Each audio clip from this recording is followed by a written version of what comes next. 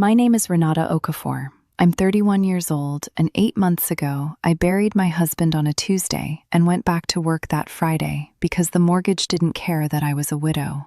So when my mother-in-law slid a folded sheet of paper across her dinner table and told me, in front of 9 relatives, that I owed her family $14,000, I thought it was a joke. A cruel one, but a joke. It wasn't.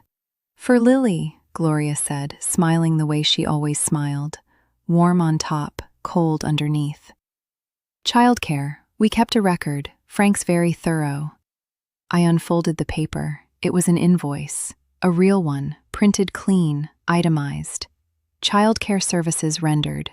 $45 per hour. Weekends and overnights at premium rate. 8 months of care, totaled at the bottom in bold. $14,000. I was still wearing my wedding ring. I was still wearing Daniel's, too, on a chain around my neck, under my shirt, where I could feel it against my chest. And these were his parents, the people who had stood beside me at his grave, who had held my hand and told me we were family now, all of us, that I'd never be alone. They were charging me to look after his daughter. "I don't understand," I said. "What's not to understand?" Frank said, not looking up from his plate. "We did you a service. We're not a free daycare."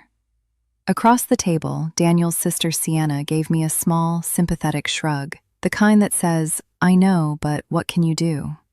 The cousins suddenly found their napkins very interesting. I looked at that number for a long time. And here's the thing I want you to understand before I tell you the rest. I almost paid it.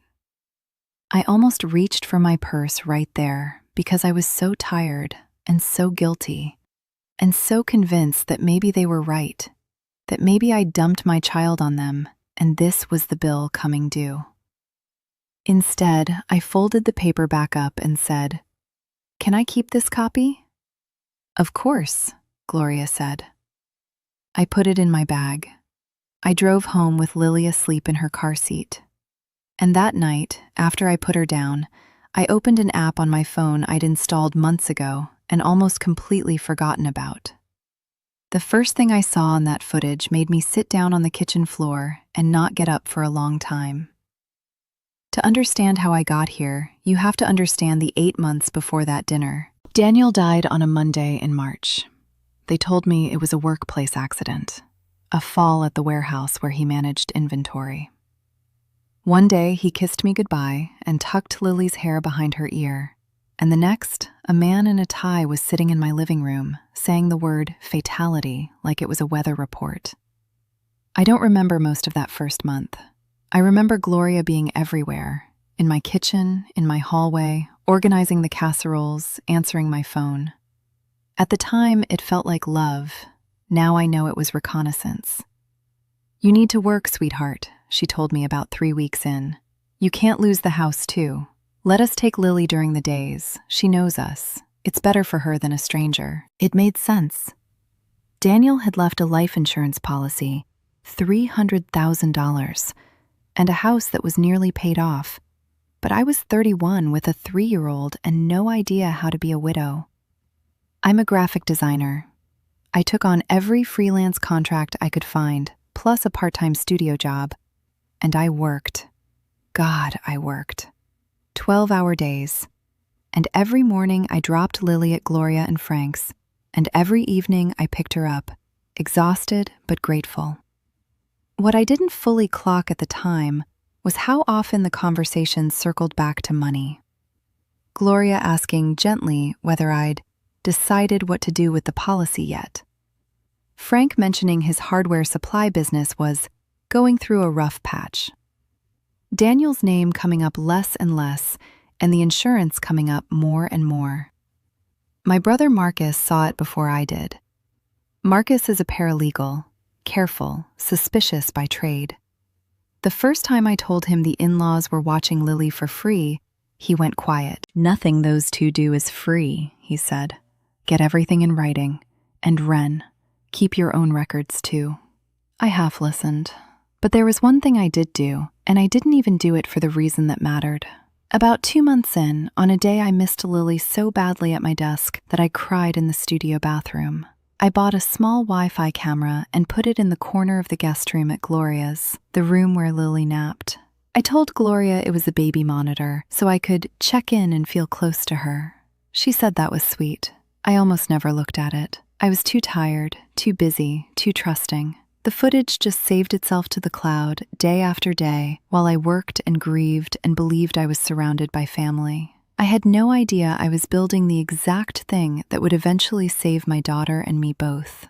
Back to the dinner. The $14,000 invoice wasn't really about the money. I understand that now. It was a test and a setup, and I walked into it half asleep with grief. Gloria had timed it perfectly. 9 relatives at the table, a full audience. When I asked, quietly, why family would charge family, she didn't get defensive. She got generous. Renata, no one's saying you're a bad mother, which, of course, was exactly what she was saying. We just think it's important you understand the value of what we've given. Lily was here at all hours. Frank rearranged his whole schedule. We've practically raised her these last 8 months while you've been working. The pause before working did a lot of damage. She basically lives here, Frank added. We've been more her parents than... He stopped himself, but everyone heard the end of the sentence. I felt my face go hot. Around the table, heads nodded slowly. One cousin, an older woman named Pat, actually said, "Well, they have done an awful lot, dear." Sienna squeezed my hand and whispered that I should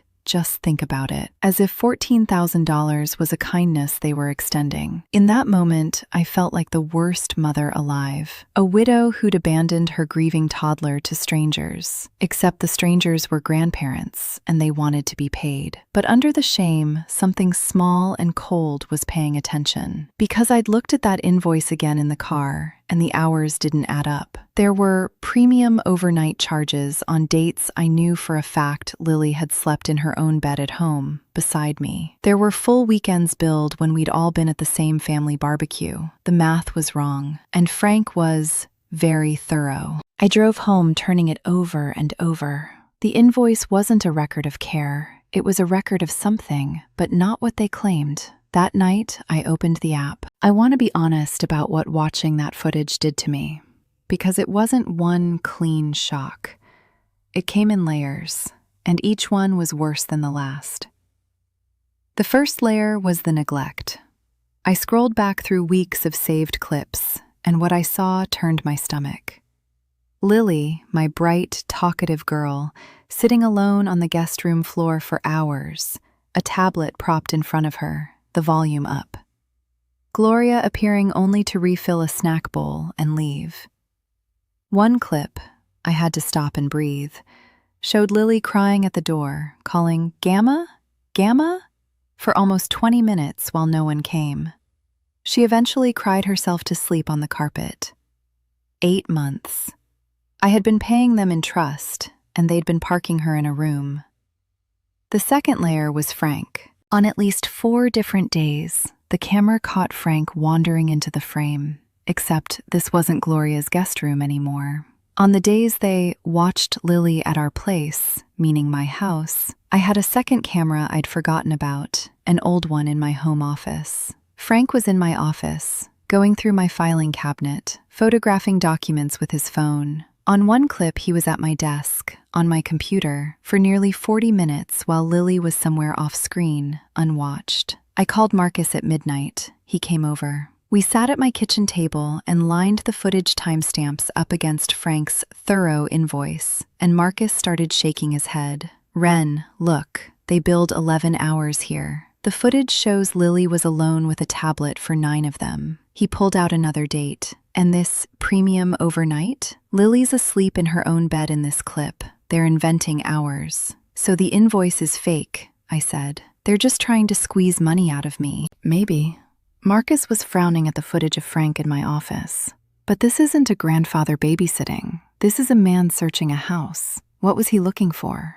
I didn't have an answer yet, but there was one more clip Marcus flagged, one I'd skipped past because the audio was muffled. Frank, in my office, on the phone with his back to the camera, talking low. "I can't make it out," I said.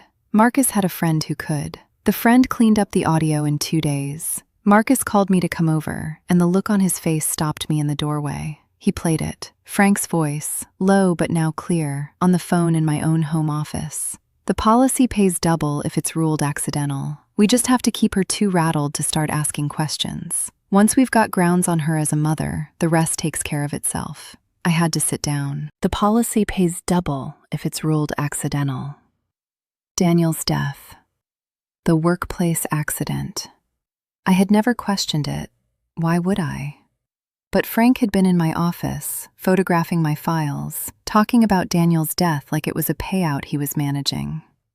I need to be careful here, because I spent a sleepless week convinced of the worst, and the truth turned out to be uglier in a different way. Daniel's death was an accident. I confirmed that later, a genuine, horrible workplace fall, fully investigated. His parents hadn't caused it, but they had learned something I hadn't, and they'd been building on it for 8 months. Daniel, it turned out, had updated his life insurance 2 weeks before he died. He'd added an accidental death rider, which doubled the payout. And he had changed the beneficiary. Not to me directly, to a trust. Lily's trust. With me named as the sole trustee and guardian. Frank and Gloria knew about the rider. What they wanted was the trust, and the only way to get to a trust controlled by Lily's mother was to get rid of the mother. Not violently, legally, quietly. By building a paper trail that a calm, grieving, overworked widow had abandoned and neglected her child. Dumped her on her loving grandparents for 8 straight months. Even refused to pay them for it. The invoice. The "she basically lives here." The audience of 9 relatives. The whispered warnings that I was unstable. The threats that came next. It was all one thing. They were assembling a custody case. If they could take Lily, they could petition to control her trust. And the money, Daniel's money, our daughter's money, would finally land where Frank's failing business needed it. The neglect I'd seen on that camera wasn't laziness. It was the evidence they were manufacturing. Except they didn't know the camera was running. 3 days later, the text came from Gloria. "Renata, we need the $14,000 within 14 days. If not, Frank will involve our attorney. And frankly, after everything we've seen, we may have to raise some concerns about Lily's well-being in your care." There it was, the threat, in writing, sent to my own phone. They wanted an attorney. So I got one. A sharp family lawyer Marcus knew, and we spent a week building the file before I said a single word back. Then I asked Gloria if I could come by to talk things through. She was delighted. I think she believed she'd won, that I was coming to pay, or to beg. I came with a folder. Same dinner table. Sienna there, Frank there, Gloria pouring coffee like a host. I set my laptop down and turned it to face them. I didn't yell. I never raise my voice. I learned a long time ago that the quietest person in the room is usually the one holding the most. I played the clip of Lily crying at the door for 20 minutes. Gloria's coffee pot stopped mid-pour. I played Frank in my office, photographing my files. Then I played the audio. The policy pays double if it's ruled accidental, once we've got grounds on her as a mother. The room went silent. The kind of silent where you can hear the refrigerator hum. Marcus laid it out flat. The invoice hours that contradicted the footage, the dates that didn't exist, the recurring premium charges for nights Lily slept at home. Then my attorney's letter on top, laying out the manufactured neglect, the documented threats, the unauthorized access to my home and files, and making it very clear what a court would do with all of it. "You weren't watching my daughter," I said quietly. "You were filming yourselves taking her." Frank's mouth opened and nothing came out. Sienna stared at the table. Gloria, who always had a generous, warm, two-faced thing to say, finally tried her last card. "Renata," she said, "we're still her grandparents. You're whatever the court decides you are," I said, and closed the laptop.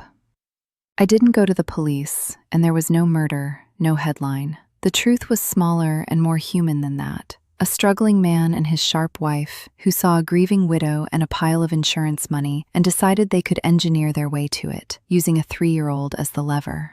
My attorney handled the rest. The $14,000 invoice evaporated the moment they understood what I had. No money changed hands, not toward them anyway. In exchange for not pursuing everything we could have, they signed away any claim, agreed in writing to supervised only contact going forward, and the custody threats died on paper where they'd been born. Lily's trust is exactly where Daniel left it, in her name, untouched. The thing he quietly set up 2 weeks before he died turned out to be the last thing he ever did to protect us. And it worked, just not the way anyone expected. I kept the cameras.